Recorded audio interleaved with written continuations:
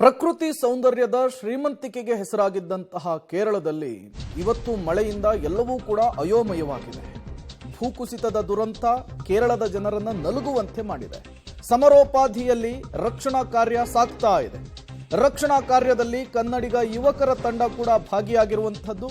Ambulance ಸಮೇತ 15 ಯುವಕರ ತಂಡ ಕೇರಳದ ವೈನಾಡಿಗೆ ವಿಸಿಟ್ ಮಾಡಿದೆ. ಮಡಿಕೇರಿ ಮೂಲದ ಸ್ವಯಂ ಸೇವಾ ಸಂಘಟನೆಯರು ಯುವಕರು ಈ ರಕ್ಷಣಾ ಕಾರ್ಯದಲ್ಲಿ ಭಾಗಿಯಾಗಿದ್ದಾರೆ. ಇಂತಹ ಸಂಕಷ್ಟದ ಸಮಯದಲ್ಲಿ ನೆರೆಹೊರೆಯವರೇ ಆಗಬೇಕು. ಈಗ ರಾಜ್ಯ ಸರ್ಕಾರ ಕೂಡ ಎಲ್ಲ ಸಹಾಯ ಹಸ್ತ ಚಾಚುವುದಾಗಿ ಹೇಳಿದೆ. ಜೊತೆಗೆ ಯುವಕರ ತಂಡ ಕೂಡ ಘಟನಾ ಸ್ಥಳದಲ್ಲಿ ಇರುವಂಥದ್ದು.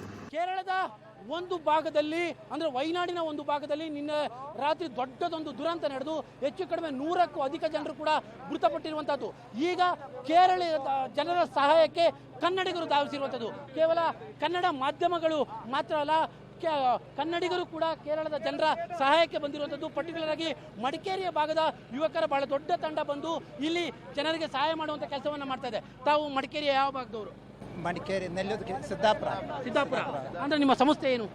SKSSF ವಿಕಾಯ ಕೊಡಗು. ಒಟ್ಟು ಎಷ್ಟು ಜನ ಬಂದಿದ್ದೀರಾ? ನಾವು ಕೊಡಗಿನಿಂದ 15 ಜನ ಬಂದಿದ್ದೀವಿ. ಇಲ್ಲಿ ಸುಮಾರು ಒಂದು ಎಲ್ಲ ನಮ್ಮ ವಿಕಾಯ ತಂಡಗಳು SKSSF ಕೇರಳ, ಕರ್ನಾಟಕ ಎಲ್ಲ ಇದರಿಂದ ಬಂದಿದ್ದೀವಿ.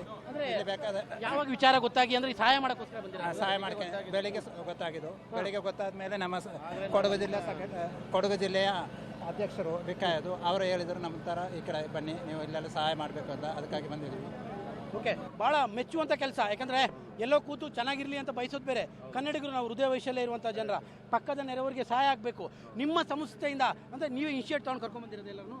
ಇವತ್ತು ಬೆಳಿಗ್ಗೆ ನಮ್ಮ ಸಂಸ್ಥೆ ಆಂಬುಲೆನ್ಸ್ ಅಲ್ಲಿ ಬಂದಿದ್ದು ನಾವು. ಓಕೆ, ನಿಮ್ಮ ಆಂಬ್ಯುಲೆನ್ಸ್ ಸಮೇತ ಬಂದಿದ್ದು ಆಂಬ್ಯುಲೆನ್ಸ್ ಇಲ್ಲಿ ಏನೇನು ಸಹಾಯ ಮಾಡ್ತಾ ಇದ್ದೀರಿ?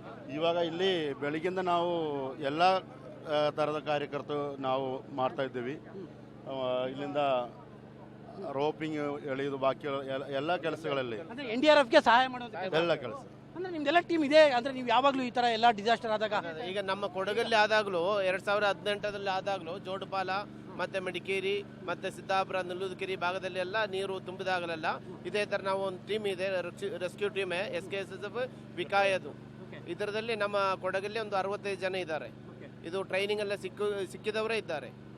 ಸ್ವಯಂ ಪ್ರೇರಿತವಾಗಿ ಬಂದಿರುವಂತಹ ಎಲ್ಲ ಟ್ರೈನಿಂಗ್ ಕಲ್ತುಬಿಟ್ಟು ಬಂದಿದ್ದವರು, ಎಲ್ಲ ಕಲ್ತುಬಿಟ್ಟು ಬಂದಿದ್ದವರು. ಕೆಲಸ ಮಾಡ್ತೀರಿ? ನಮ್ಮಿಂದ ಆಗುವ ಸಹಾಯ, ಬೇರೆಯವರಿಗೆ ಆಗುವಂತಹ ಸಹಾಯ ನಾವು ಮಾಡೋದು. ಬಟ್ ಏನು ಎಲ್ಲ ನಮ್ಮಿಂದ ಆಗುವ ಸಹಾಯ. ಈಗ ಮೊನ್ನೆ ನಮ್ಮಲ್ಲಿ ನೀರು ಇದೇ ರೀತಿಯಲ್ಲಿ ಬಂದಿತ್ತು, ಸಿದ್ದಾಪುರ ಕಾಡಿಕೋಡು, ಅಲ್ಲಿನೂ ನಾವು ಹೋಗ್ಬಿಟ್ಟು ನಮ್ಮಿಂದ ಆಗುವ ಸಹಾಯ ನಾವು ಮಾಡಿದ್ವಿ. ನೀರಲ್ಲಿ 30 ಮನೆ ಇತ್ತು, ನೀರು ತುಂಬಿದ್ದು. ಅವ್ರನ್ನ ಕಳಿಸೋದು, ಅವರಿಗೆ ಬೇಕಾಗಿದ್ದು ವ್ಯವಸ್ಥೆ ಎಲ್ಲ ಮಾಡಿಕೊಡೋದು ಎಲ್ಲ. ಯಾಕಂದ್ರೆ ಮನುಷ್ಯನಿಗೆ ಮಾನವೀಯತೆನೇ ಬಹಳ ದೊಡ್ಡದು. ಜಾತಿ, ಧರ್ಮ, ರಾಜ್ಯ ಎಲ್ಲದಕ್ಕಿಂತ ಮಾನವೀಯತೆ ಬಹಳ ದೊಡ್ಡದು. ನನಗೆ ಬಹಳ ಖುಷಿ ಆಗ್ತಾ ಇರುವಂತದ್ದು, ನಾವು ಕನ್ನಡಿಗರಾಗಿ ರಕ್ಷಣೆಗೆ ನೀವು ಅಷ್ಟು ಬೇಗ ಬಂದಿದ್ದೀರಾ ಅನ್ನೋದು. ಅದೇ ಪ್ರವಾದಿ ಅವರು ಹೇಳಿದ ತರ ಇರ್ಹಮು ಮಂಫಿಲ್ ಇರ್ಹಮುಕು ಮಂಫಿಸಮ. ನೀವು ಭೂಮಿಯಲ್ಲಿರುವವರಿಗೆಲ್ಲ ಕರುಣೆ ತೋರು, ಆದ್ರೆ ಆಕಾಶದಲ್ಲಿ ಇರುವವರು ನಿಮಗೂ ಕರುಣೆ ತೋರ್ತಾರೆ. ಇದೇ ನಮ್ಮ ಒಳ್ಳೆ ಒಂದು ಆಶಯ, ಆದರ್ಶ ಇರೋದು. ಈ ಒಂದು ಜಾತಿ, ಎಲ್ಲ ಧರ್ಮದವರು ಎಲ್ಲರ ಒಟ್ಟಿಗೆ ನಮಗೆ ಜಾತಿ ಧರ್ಮ ಭೇದ ಭಾವ ಏನಿಲ್ಲ. ಎಲ್ಲಿ ಯಾವ್ರಿಗೆ ಏನು ಒಂದು ತೊಂದರೆ ಸಿಲುಕಿದವರು ಯಾರು ಇರೋದರ ನಾವು ಅಲ್ಲಿ ಟೈಮಿಂಗ್ ಏನು ನೋಡಲ್ಲ. 24 hours ನಾವು ಯಾವಾಗಲೂ ಆ ಕಡೆ ಎಲ್ಲರೂ ಒಂದೊಂದು ಡ್ಯೂಟಿ ಇರೋರು, ಶಾಪಿಂಗ್ ಇರೋರು, ಎಲ್ಲರೂ ಎಲ್ಲ ಮುಗಿಸಿ ಕೆಲಸ ಮಾಡ್ತೀರಲ್ಲ. ಎಲ್ಲರೂ ಇಲ್ಲಿ ಉದ್ಯೋಗಸ್ಥರಿದ್ದಾರೆ, ಉದ್ಯೋಗ ಕೂಲಿ ಕಾರ್ಮಿಕರಿದ್ದಾರೆ. ನಾವು ಪಳ್ಳಿಯಲ್ಲಿ ಮಾಸ್ಟರ್ಗಳಾಗಿದ್ದೀರಿ. ಸ್ವಂತ ಶಾಪ್ ಇದೆ, ಇವರಿಗೂ ಶಾಪ್ ಇದೆ. ಇನ್ನು ಬೇರೆ ನಿಮ್ಮವರು ಎಲ್ಲೆಲ್ಲಿದ್ದಾರೆ? ಎಲ್ಲ ಆ ಕಡೆ ಈ ಕಡೆ ಎಲ್ಲ ಹೋಗಿದ್ದಾರೆ. 15 ಜನ. ಇನ್ನೊಂದೆರಡು ದಿನ ಇರ್ತೀರಾ? ಇರ್ತೀವಿ, ಇಲ್ಲೇ ಇರ್ತೀವಿ ನಾವು. ಇದಕ್ಕೂ ಕೂಡ ಬಹಳ ಸಂತೋಷ ಆಗ್ತಾ ಇದೆ ನಿಮಗೆ ಪಬ್ಲಿಕ್ ಟಿವಿ ಪರವಾಗಿ ನಾವು ಕೃತಜ್ಞ. ಯಾಕಂದ್ರೆ ನಾವು ಕನ್ನಡಿಗರಾಗಿ ಈ ಸ್ಪಂದನೆ ಮಾಡುವಂಥ ಕೆಲಸ ನಿಜಕ್ಕೂ ನಿಮ್ಮ ಕೆಲಸ ಬಹಳ ಆದರ್ಶಯುತವಾದಂಥದ್ದು. ನಿಜಕ್ಕೂ ಬಹಳ ಖುಷಿ ಪಡುವಂಥ ವಿಚಾರ. ಅಂದರೆ ಮಾನವೀಯತೆ ಬಹಳ ದೊಡ್ಡದು. ನೆರೆಯ ರಾಜ್ಯದವರು ಸಂಕಷ್ಟದಲ್ಲಿರುವಂಥ ಸಂದರ್ಭದಲ್ಲಿ ಕೇವಲ ಮಾತಿನ ಮೂಲಕ ಅಲ್ಲ, ಖುದ್ದಾಗಿ ಈ ಒಂದು 15 ಜನರ ಕನ್ನಡಿಗರ ತಂಡ ಬಂದು ಇಲ್ಲಿ ತಮಗೆ ಸಾಧ್ಯವಾದಷ್ಟು ನೆರವನ್ನು ಇಲ್ಲಿಯ ಜನರಿಗೆ ನೀಡುವಂಥ ಕೆಲಸವನ್ನು ಮಾಡ್ತಾ ಇದೆ. ಕ್ಯಾಮ್ರಾ ಪರ್ಸನ್ ಕಾರ್ತಿಕ್ ಜೊತೆ KP Nagaraj, public TV, Wayanad.